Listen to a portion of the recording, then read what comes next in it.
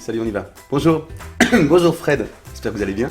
On est samedi matin, à la fraîche, avec encore la fin de mon petit-déj avec un mug de café.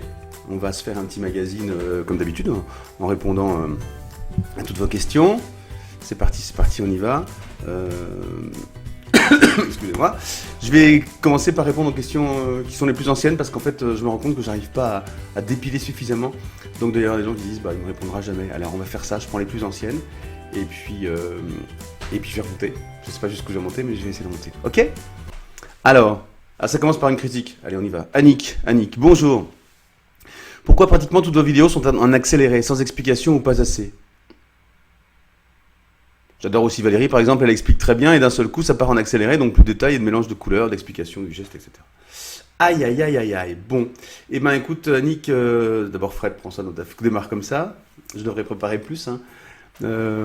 Pourquoi c'est en accéléré ? Parce qu'en fait, les formats sont comme ça. Sur Cours Beaux-Arts, il y a 800 vidéos, 800 cours qui font entre 20 minutes et 40 minutes. Et des fois, l'œuvre, on met 2 heures à la tourner. Et donc, pour des questions de bande passante, pour des questions d'homogénéité du format. Et puis il y a plein de passages, ça a été discuté à chaque fois avec les artistes, plein de passages qui sont pas intéressants, enfin pas intéressants. C'est toujours méditatif et intéressant de regarder quelqu'un peindre, mais dans l'apprentissage, reproduire pendant 10 minutes le même geste alors qu'on vient de l'expliquer, ça n'apporte rien. Donc les accélérés sont là pour ça. Je suis désolé que ça te déçoive, Annick. Tu peux trouver sur YouTube ou sur d'autres cours, des cours très très longs qui sont en temps réel, si tu veux, et qui t'apportent ça, mais c'est pas le choix qu'on a fait sur Cours Beaux-Arts. On veut plutôt vous donner des impulsions, des lancements pour que vous puissiez vous-même vous débrouiller sans recopier les gestes les uns après les autres. Voilà, j'espère que j'ai bien répondu. Enfin, dans tous les cas, je t'ai dit ce qu'il en était. Isa, bonjour, faites-vous aussi le matériel pour le scrapbooking ? Oui. Feuille 30 sur 30, craie plastique pour découper les gabarits, les applicateurs, encore craie pour les ciseaux, pincettes et autres, colle, photo. Oui. On n'est pas un site spécialisé de scrap, mais on a tout le matériel pour les scrappeurs et les scrappeuses, ou pour les artistes qui veulent faire des petites infidélités aux techniques artistiques traditionnelles. Voilà.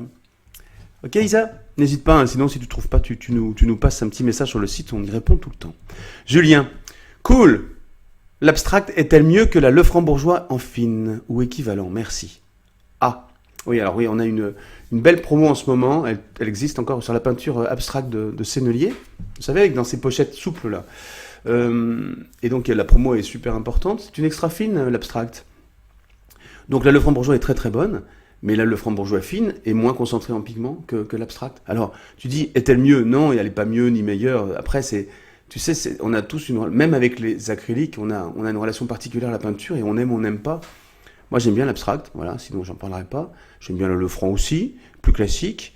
Et puis, encore une fois, tu compares une fine et une extra fine, donc ça, c'est pas du jeu, comme on dit, parce qu'il faudrait comparer de même niveau de gamme. Là, l'abstract est vraiment très, très, très concentré en pigments. Je vais aller faire un reportage d'ailleurs sur la fabrication de l'abstract en Bretagne. Voilà, le Julien. Marie-Christine, c'est quoi l'abstract ? Personne ne sait. Ah oui, alors, parce qu'en fait, quand on fait des pubs, en particulier sur Facebook, les gens ils tombent là-dessus, ils voient ces photos un peu énigmatiques, parce que je fais pas des photos classiques, des photos avec des biais, etc. Et puis quelqu'un qui connaît pas l'abstract doit se demander. L'abstract, c'est une peinture acrylique fabriquée en France par Sennelier. Et la particularité de cette peinture, hormis le fait que c'est une belle extra fine avec une très très belle gamme chromatique, une forte concentration pigmentaire et un liant, une pâte très bien étudiée, la particularité c'est qu'elle est vendue, elle est contenue dans des... J'en ai pas là, c'est bête. Enfin j'en ai mais je sais pas où. Dans des pochettes souples, un petit peu comme dans des pochettes souples. Et donc tu as un petit bouchon, tu ouvres ton bouchon et en pressant sur la pochette, tu peux faire couler ta peinture, tu peux choisir la pâte que tu veux utiliser. Ce qui est intéressant, c'est que tu vas au bout du tube. Voilà. Et puis que tu as un contact directement et tu peux choisir toi-même ce que tu prends comme peinture. Voilà. Martine, quelqu'un peut-il m'aider s'il vous plaît ? Je voudrais savoir quelle est la différence entre le gesso et un médium liquide. Ah là là ! Un petit peu de carburant. Alors, le gesso, c'est un produit qui est un apprêt que tu passes sur ta toile pour la préparer. C'est un produit blanc, crémeux, que tu vas étaler en couches très fines sur ta toile, plutôt 3 couches fines qu'une couche épaisse, parce que le gesso épais risque de craqueler, il n'est pas là pour ça.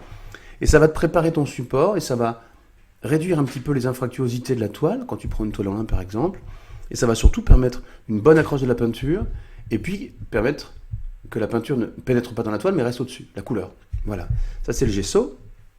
Alors normalement, il y a des gessos qui sont plutôt... Enfin, historiquement, c'était des gessos plutôt adaptés à l'huile ou à l'acrylique. Maintenant, les gessos sont universels et permettent de préparer tous les types de toiles pour toutes les techniques.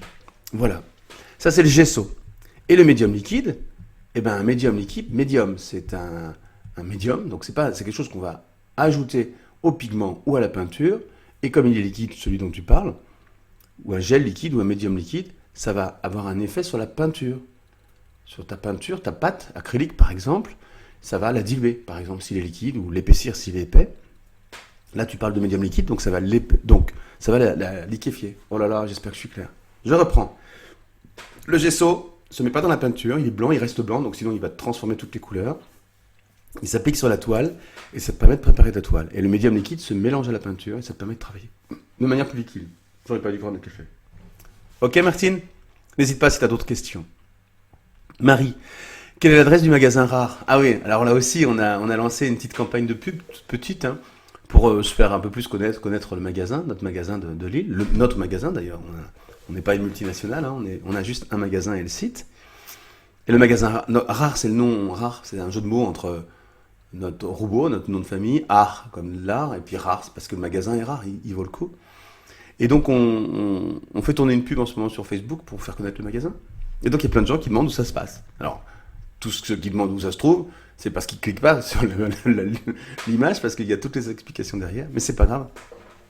Le magasin se trouve, qu'on se le dise, 82 rue Poincaré, à Capinghem. Et Capinghem, c'est pas dans la Pampa, c'est en plein désert, c'est à 3 km de Lille, tout près de Lille.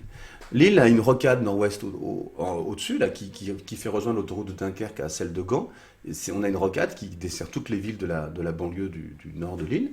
Et sur cette rocade, il y a une sortie numéro 3, Capinghem.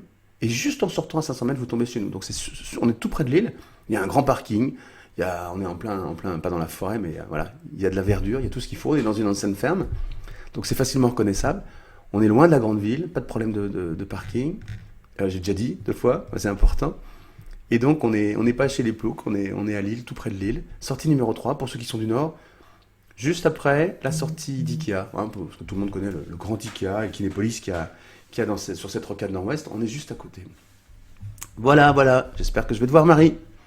André, clés perdues, peut-on en acheter? Ah oui, les directs de Fred, tout sur les clés des châssis. C'est vrai que j'avais fait plusieurs vidéos sur les clés. Vous savez, ces petits morceaux de bois qu'on insère derrière pour tendre la toile avant de travailler et après avoir travaillé. Alors André, tu les as perdus. Je ne sais pas si on peut en acheter. Nous, on a un stock énorme de clés parce qu'on en récupère si tu veux, plein d'occasions différentes. D'abord, on achète des châssis nus. Donc les fournisseurs nous donnent plein de clés pour qu'on les mette dans les châssis nus.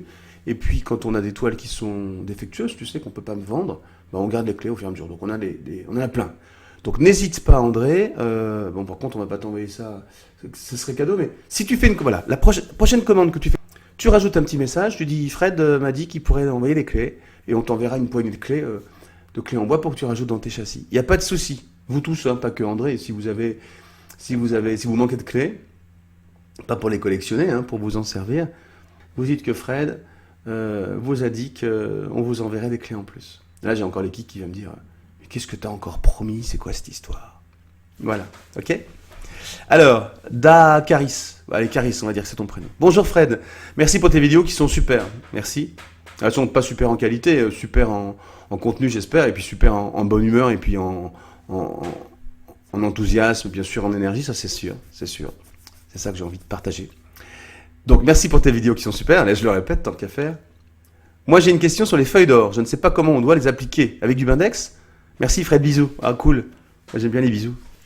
Magazine du 10 septembre. Ah, on n'est pas très ancien, c'est bon. Merci pour le bisou. Merci pour la question. Merci pour le compliment. Et donc, ta question, j'en ai là-dessus. Je ne sais pas comment... Les feuilles d'or. Ah oui, une feuille d'or. Non, pas avec du Bindex. La feuille d'or, c'est super fin, qu'elle soit d'ailleurs une vraie feuille d'or ou que ce soit une imitation.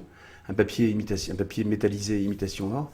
C'est très très fin. Si vous avez déjà pris, c'est plus fin qu'un papier à cigarette. Et donc, c'est inapplicable avec les doigts. Ça colle, ça ni au pinceau, ni rien. Donc, pour que ça puisse s'appliquer, on utilise un produit spécial qui s'appelle de la miction. Ça s'écrit Miction, je crois, M-I-X-T-I-O-N, où il y a un C-X, enfin c'est un peu compliqué. C'est un petit produit comme ça, que vous allez appliquer avec un pinceau. Un pinceau que vous condamnez, hein, parce que c'est un produit un peu dégueu. Un pinceau, vous savez, en soie de porc, un truc qui vaut quelques dizaines de centimes. Vous appliquez, à l'endroit où vous voulez mettre votre feuille d'or, vous appliquez cette miction. Cette miction, ça pue un peu, c'est poisseux, collant, on dirait un peu de truc de poisson, ça sent pas bon. Et en séchant, il y a un peu de solvant qui va s'évaporer, et après avoir séché, ça reste poisseux. C'est comme si vous avez mis un peu de colle, vous savez, de colle en bombe, et donc ça reste tout le temps poisseux. Et ce côté poisseux, collant, va vous permettre de poser la feuille dessus, et ça va emprisonner la feuille. Voilà. Alors j'ai essayé avec d'autres trucs, ça marche, mais alors il faut des couches très très fines, et ça reste très dégueu. L'intérêt de la miction, c'est que elle reste à sa place, et que la feuille d'or reste au-dessus, et que ça s'incruste vraiment, vraiment bien. Ça coûte pas très très cher, et c'est vraiment incontournable. Si tu travailles la feuille d'or, il faut que tu bosses avec ça. Ok? Oksana, bonjour, merci pour cette vidéo. Où est-ce qu'on peut trouver ce genre de palette? Tutoriel peindre un ciel à l'aquarelle. Peindre un ciel à l'aquarelle, ok? Si j'ai une contrainte imposée à tous les artistes avec qui je travaille, c'est bien celle-là. Vous faites ce que vous voulez, mais le matos que vous présentez doit être en vente dans le magasin, là, dont je viens de vous parler.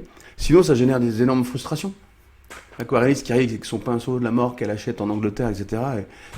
Et quoi donc? Qu'est-ce qu'on fait après avec ça si on ne peut pas nous-mêmes acquérir le même matériel pour essayer de faire la même technique? Donc ça vraiment, à chaque fois, toutes ces... En plus des palettes, il y en a une tripotée, parce que ma petite femme qui s'occupe des achats, qui est la responsable de la boîte, hein, de la société, la patronne, elle adore les palettes, je crois, il y en a plein, je sais plus, on en a 30, 40 différentes. Ok. Bonjour, quel type de bois s'il vous plaît? Vous présentez un bois épais et un plus fin? Je n'ai pas tout compris, merci. Cours de peinture acrylique. La vidéo, c'était tutoriel pour préparer son support peinture acrylique. Non, mais ça, c'est pas le sujet. En fait, le support bois, c'est pour te dire que ça se prépare un support bois, de la manière dont on l'a présenté là, qu'il soit épais ou pas.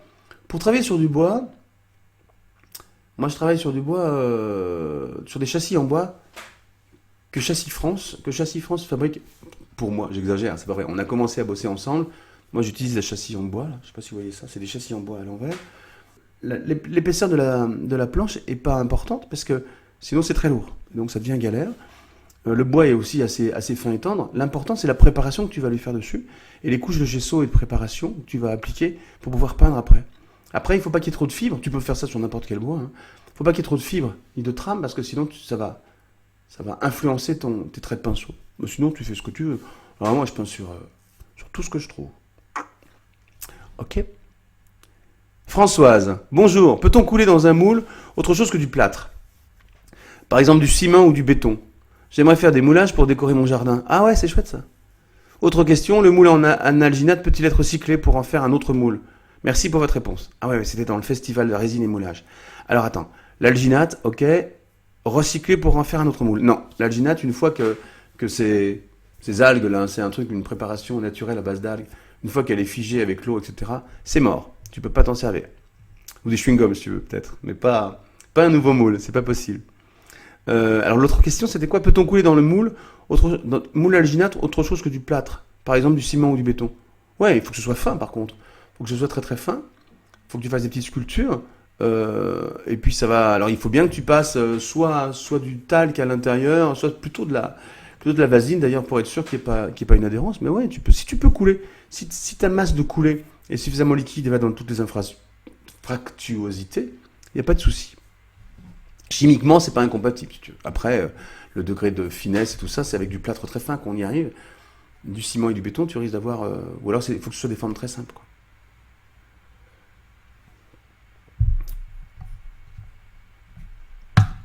Marie-Lou, j'ai fait un essai pour ce tableau et quelle horreur. J'ai beaucoup de difficultés avec le masking gum. Tout se gâche lorsque je l'enlève. Mais bravo pour le cours, que vous avez tellement de talent. En direct du Québec. Salut! Salut Marie-Lou du Québec. Alors attends, c'était peindre des personnages à l'aquarelle. Oui, j'ai fait un essai pour ce tableau et quelle horreur. Oh ma pauvre. J'ai beaucoup de difficultés avec le masking gum. Tout se gâche lorsque je l'enlève. Mais pourquoi ça se gâche quand tu l'enlèves? Est-ce que tu attends suffisamment? Premièrement, est-ce que tu n'en passes pas trop? Deuxièmement, dans le désordre, hein. Est-ce que tu n'en passes pas trop? Faut que la couche soit fine. Ça peut venir de là. Après, ça peut venir du fait, effectivement, que tu n'attends pas que tout soit vraiment, vraiment sec. Après, il faut que tu nettoies le masking gum, tu le poses et après tu peins. Donc il va recueillir de l'aquarelle. Et donc, il faut que tu nettoies ton masking gum, tu enlèves l'aquarelle qu'il y a dessus, avant d'enlever le masking gum. Sinon, en pluchant avec la main, tu fais des traces dans le blanc. J'espère que je suis clair, et fais bien ça. Hein, c'est ce qu'on a fait avec Evelyne, c'était important.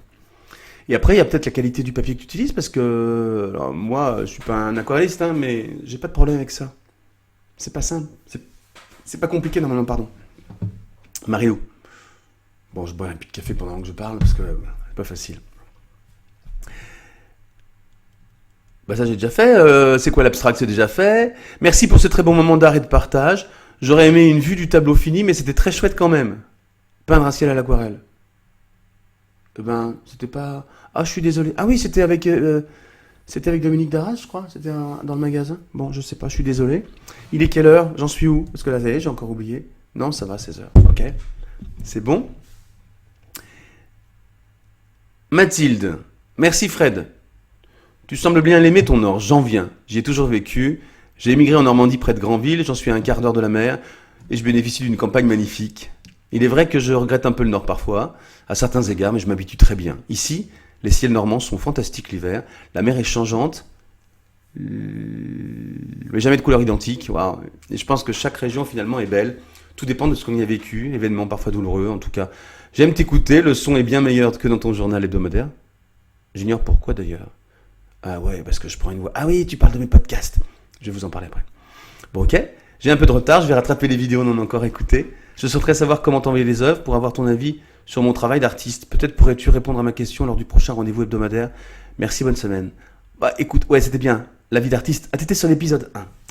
Alors on reprend tout, Mathilde. Merci beaucoup pour cette petite, d'ailleurs, promenade en Normandie. C'est chouette. J'aime aussi beaucoup la Normandie. Mais j'adore le Nord parce que c'est là que j'ai posé l'encre il y a 20 ans, 25 ans maintenant. Avec ma femme qui est originaire du Nord, moi j'étais parisien. Et on a vécu pas mal en France, on a bougé, et puis j'ai découvert cette région qui est superbe. Enfin la région là, superbe, je m'en fous en fait moi du décor et de la température, c'est pas ça qui compte. Je trouve je baisse la voix pour parler de ça, mais l'important c'est les gens. Et les gens ici, ils sont vraiment chouettes. Voilà, ça c'est sûr, il n'y a pas photo. Qu'est-ce que j'ai d'autre à dire? Je baisse le ton. Donc oui, les podcasts, parce que tu écoutes mes podcasts. Les podcasts, c'est ces vidéos comme ça, avec ce même matériel d'ailleurs, ou avec enregistré avec un logiciel sur mon téléphone.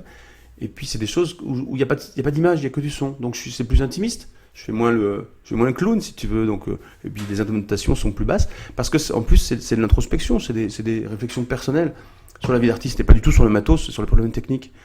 Donc je pense que j'espère que le son de ce magazine maintenant est bon. Je peux pas me payer un micro plus beau que celui-là, il est vraiment topissime. Bon, donc j'espère que ça va aller mieux. Qu'est-ce que tu me dis? Alors, à propos de l'avis sur les œuvres d'art, c'est compliqué. Il y a quelques années, maintenant, j'ai monté un groupe sur Facebook qui s'appelait, je sais plus, le premier, je sais plus comment, un peu genre les conseils de Fred, quoi. Et là, ça a commencé comme ça, les gens, ils échangeaient toutes leurs œuvres. Et je voulais que les gens posent des questions sur les problèmes techniques qu'ils avaient sur leurs œuvres. Hein. Comme ça, moi, j'avais toute la partie matérielle, je vous parlais du matos, et puis on aurait eu ce lieu d'échange où vous auriez parlé de vos œuvres, plutôt entre vous, et puis où j'aurais pu intervenir. Et donc, il y avait aussi des demandes de conseils, et tout, c'était vachement bien. Et puis après, ça s'est transformé parce que tout ce qui intéressait les participants de ce groupe, c'était de poster leurs œuvres. Et de faire un peu showroom, quoi. Et il y avait des gens qui en postaient tous les jours, il y avait plus d'échange, il y avait plus que j'aime, c'est beau, c'est pas beau et tout. Et ça m'a gavé, ça m'a gonflé, ça m'intéressait pas du tout ça. Il y a plein d'autres groupes sur Facebook qui permettent de faire ça et ça m'a pas intéressé. Mais je suis frustré parce que effectivement, on n'échange pas sur votre travail. Donc je garde l'idée en tête. Mais c'est un sacré boulot parce qu'il faut modérer, c'est-à-dire qu'il faut effectivement, si on trouve un autre moyen de le faire. Moi, ça m'intéresse pas d'être une vitrine ou le showroom du travail de quelqu'un, quoi. Il y a plein d'autres moyens de le faire. Donc, ce qui m'intéresserait, c'est de bosser avec vous, d'échanger sur vos difficultés techniques, quoi, de composition, de couleur, non pas comment faire les mélanges, mais voilà tout ce qui est sensibilité artistique. Ça peut être vachement bien d'échanger là-dessus, ou sur une ligne artistique, ou sur des formats, plein de choses, mais en montrant vos œuvres, ce serait vachement intéressant. Je sais pas comment faire. Si vous avez des idées, n'hésitez pas. Ça m'intéresse, ça m'intéresse. Mais je veux pas, encore une fois, voilà, servir de passe-plat ou de vitrine pour montrer des œuvres. Ça m'intéresse pas. Voilà. Et l'autre projet, mais je vous en parle tout à l'heure. Georgie, bonjour Fred. Les cours sur clé USB, c'est une très bonne idée. Je me permets d'apporter une suggestion. Serait-il possible de faire une clé avec le contenu de nos vidéos préférées? Merci encore pour tous tes conseils précieux. Georgie, d'accord, merci pour le compliment, clé USB, enfin compliment, l'encouragement. Je n'ai pas le temps de m'en occuper, mais ça viendra. Après, tu voudrais qu'on fasse une clé où tu puisses mettre toi ce que tu veux? Moi, ouais, c'est faisable, mais c'est un peu compliqué. Georgie, en plus, t'es une grande fidèle. Oh ouais, je pourrais faire un truc, je sais pas. Tu me fais, il faut que je réfléchisse. Techniquement, c'est faisable. Ça doit être une grosse bidouille, c'est faisable. En automatique, je veux dire. Hein. Mais déjà, faire des clés USB avec les cours, je vais me lancer là-dedans. Merci pour tes encouragements. Et puis, je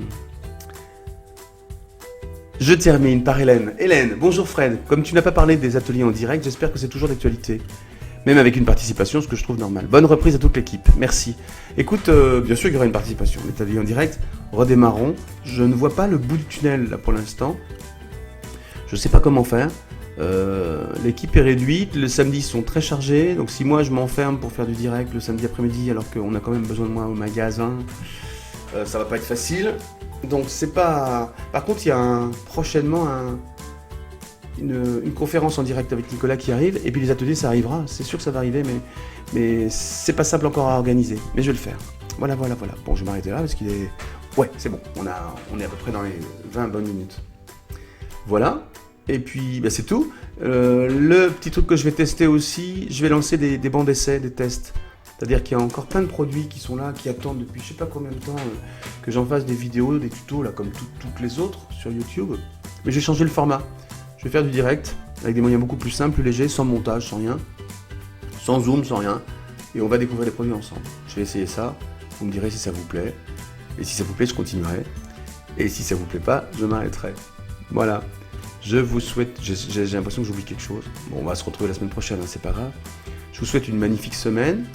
Je vous souhaite plein de créations, plein d'imagination et de créativité.